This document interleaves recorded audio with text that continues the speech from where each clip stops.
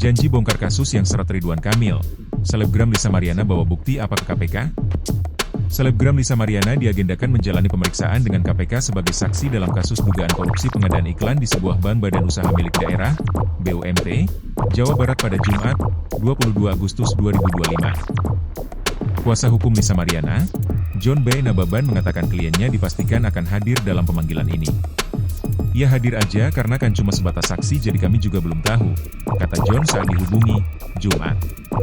Dalam hal ini, Lisa Mariana sebelumnya mengancam bakal membongkar semuanya saat pemeriksaan di kasus yang menyeret nama mantan Gubernur Jawa Barat, Ridwan Kamil di KPK.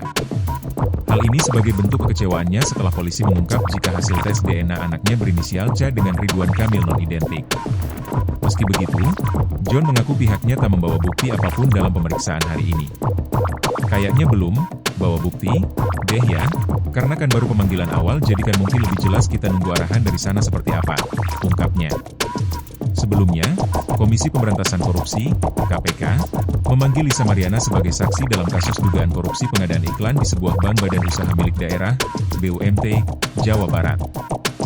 Download Tribun X sekarang, menghadirkan lokal menjadi Indonesia.